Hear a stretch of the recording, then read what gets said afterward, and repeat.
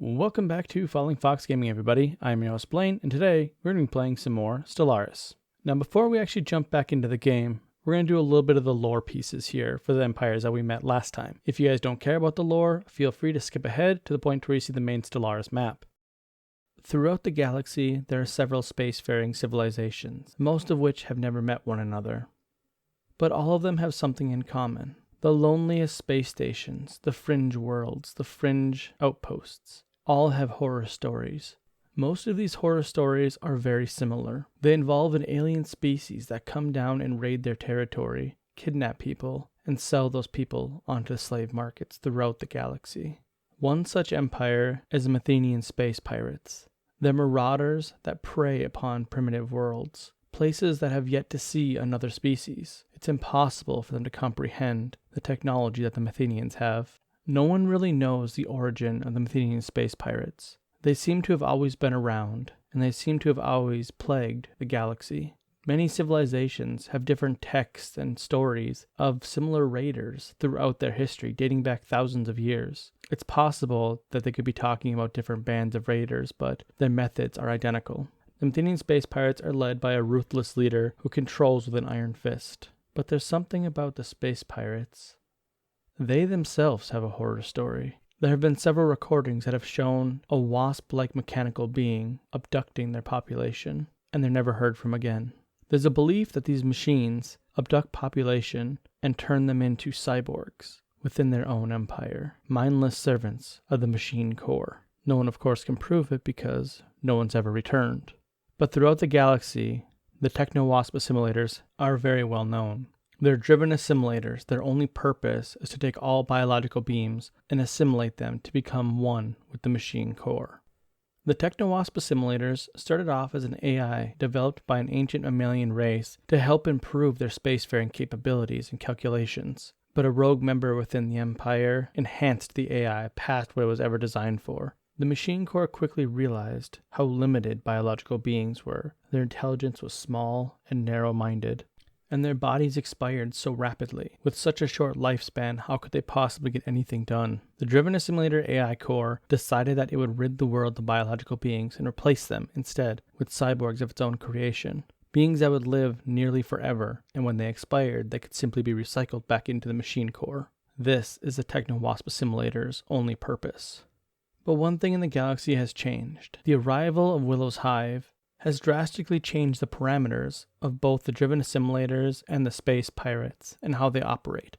The Hive were gestalt creatures, which means they were all linked to the one mind. The space pirates had no use for such a being. If they kidnapped them, the drones would simply die. And the driven assimilators faced a similar problem. Abducting Hive Mind creatures does not work properly. If anything, this Willow creature might be a good rival to the machine core. It thinks similar enough, but it's not an enemy. Perhaps it's a friend, something the AI core has yet to learn of. Let us see where this new development takes us. Alright, welcome back. So, here we are with the Willow Hive. Now, we have a funky looking territory here. We kind of look like a giant exclamation mark. And last time we met several new neighbors. Most of them are pretty friendly. We are actually in pretty good shape. So let's take a look at all the ones that we know currently. So down here we have the Erebot Manifold, which are these guys. They just really don't care about us one way or another. They're just a robot, Hive Mind that doesn't really care about anyone else. We have the Athenian Space Pirates, which are going to be friendly with us sooner rather than later. Roughly 8 months, they should be at 0 with us. We have the Techno-Wasp assimilators, who are friendly with us currently, and it's just going to keep getting better and better and better, hopefully. And then we have the Union of the Genelot worlds. So it's these guys here, it's the pacifists. They are neutral with us, but their relations won't really be changing unless something happens because we're just kind of stagnant with them, which is fine. And then up north here, eventually I'm hoping that if I see them kind of take right here, I'm going to move this ship over. Maybe I should just move that ship over now. Kind of want to do that. I don't want to waste the influence yet because the one thing that we do have going on, we have a construction ship down here that's actually going to try and get to Scat here and take that to create ourselves a choke point down south. So now that we've met pretty much all of our neighbors that I think that we're going to try and start filling in all these little spots where we can actually claim as our own territory, because once we have this choke point down here, theoretically all of this is ours. So that's kind of what we're going to be focusing on right now. We have a new technology. Let's take a look and see what that is. Ooh, our coil guns are done. That's good. So let's go ahead and go with, as much as I want mining stations right now, I kind of want to start increasing our ship strength a little bit. Okay, and with the month ticking over, we can now officially take scat. So there we go. So officially this should all be ours, unless we make some kind of mistake and let them through to build within our territory. So theoretically, all of this is now ours. And that's kind of all we're going to have to work with right now. So now our goal is going to be to get this guy to take some of this territory here to kind of block them in over here so they don't take any more. I see that they did move up here, which is going to be a problem. So we're going to have this guy drop what he's doing and come down over here. I don't want him to come up this way if possible. With that, we also have a technology done. Yes, admin capacity up, which did not increase it by enough.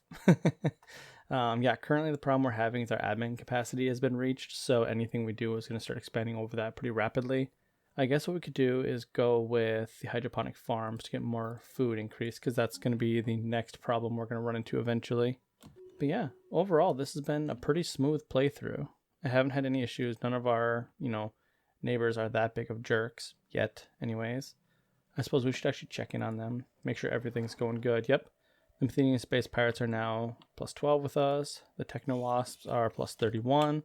Pacifist should still be at, well, I'm at 13, so yeah, we're fine. We're actually in pretty dang good shape. So yeah, so unless something big comes up, we're actually in a pretty good spot. Yep, we just took scat, so there we go. We officially have this as our border. Non-aggression pact with the pacifists. Interesting. So the problem with a non-aggression pact with them is that, honestly, if there's anyone we're going to attack, it's them. Okay, good. We got scat down here, and honestly, I really don't want to take more systems yet because we don't have the Empire sprawl to handle it right now. I really need to get my admin capacity up, but I have no way to do that currently. Actually, hold on. I think we can build a building that increases admin capacity. Ah, I'm dumb. Yeah, the synapse drones actually give us admin capacity, so we actually need more of those. And I totally forgot that we can increase our admin capacity with the synaptic nodes. The building actually allows us to create drones that increase our admin capacity.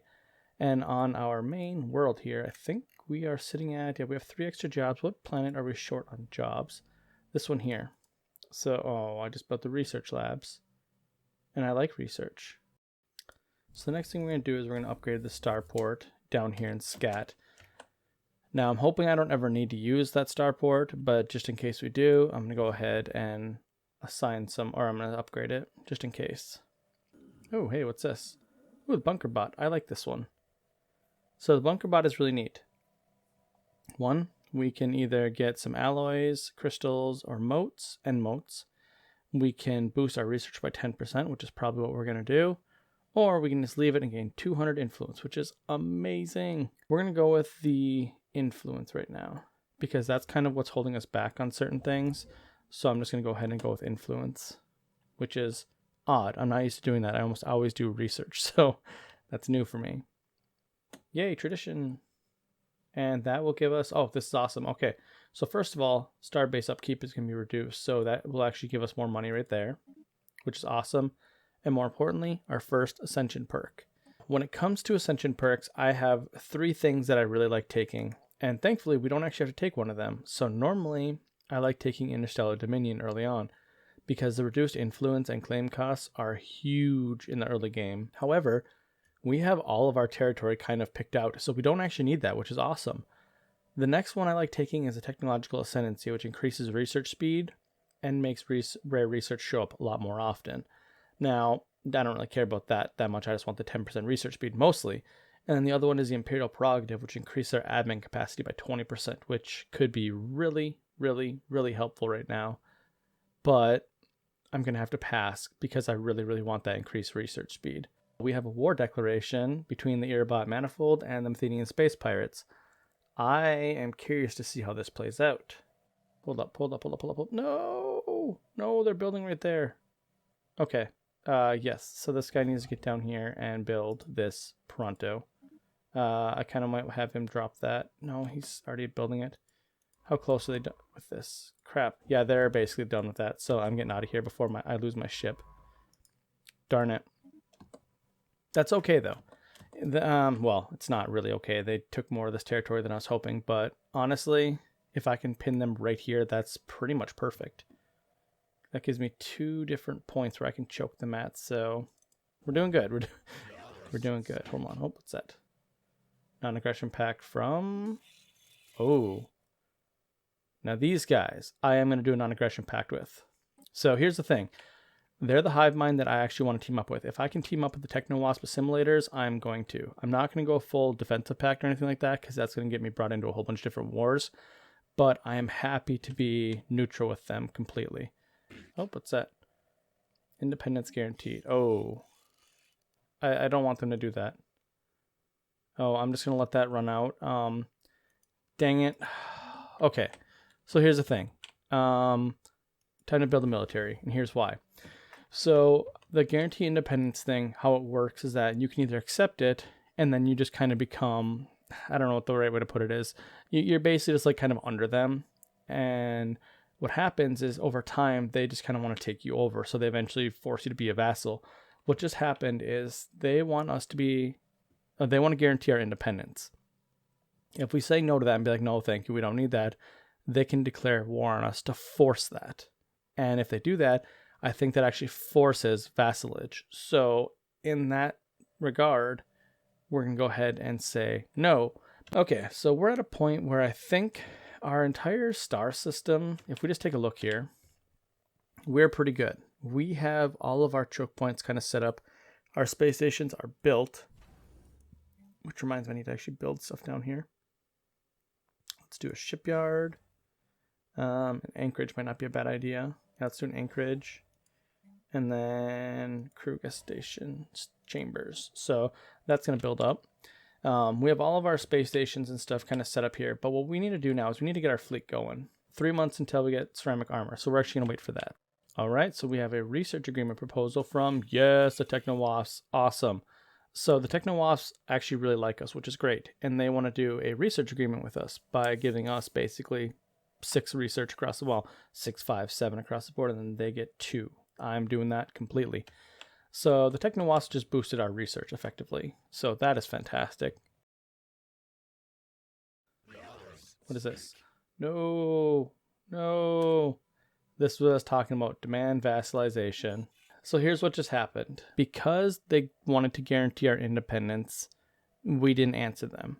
I was going to say no either way because I don't want to say yes to that because it's just a hassle that I don't want to deal with. But because we said no, eventually we decided to kind of time out and then it automatically declines it. They can now declare war on us to attempt to force us to be their vassal. That is something I really hope they don't want to do. I'm going to say no and really hope that they don't declare war on us. If they declare war on us, we're just going to be pumping out ships and that's all we're going to be doing to try and fight them. I do believe they are way more powerful than us. They have a superior technology level. It's got to be a pretty decent lead too. And I'm guessing their fleet is way better than ours because they're, well, driven simulators. So let's just really hope that they don't actually want to declare war on us. And they actually met some people that I don't know. So let's see if we can get some communications. All right, so for 241 energy credits and communications, we're going to trade communications completely, and that'll give me access to 2 new empires, I think it said. So we met the Libyan Star Confederation. I don't know who these guys are, so let's see. Whoa, those guys look cool too. All right, we're going to go ahead and just be friendly with them because I don't actually know who they are. Where are they? Right here. Okay, Libyan Star. Ooh, so we met these guys and the Nijax Forerunners. So they closed borders with us because I forgot to open ours. So hopefully they open theirs once I open ours. I don't actually care about borders so much, but that does harm relations. So we're just going to go ahead and leave that alone. Technically, we should have met these guys. I don't know why they didn't introduce us. So that's why they didn't introduce us because they don't actually care. They're just a fallen empire. Technology research done. Armor for our ships. So let's go to our ship designer and go back to our ships here. We are going to increase our ships with 2 sets of armor and then 1 shielding. So I'm actually going to get rid of that reactor out there to make our ships a little bit cheaper. We'll just call it a Thorn because, you know, it's a little needle kind of ship. So the first thing we're going to do is we're going to upgrade our current fleet, which should only take a second. There we go. So, well, hold on, what's going on here? Oh yeah, it's going to take a couple seconds because it's going to bring them on over to the Thorn class. Should only take a second.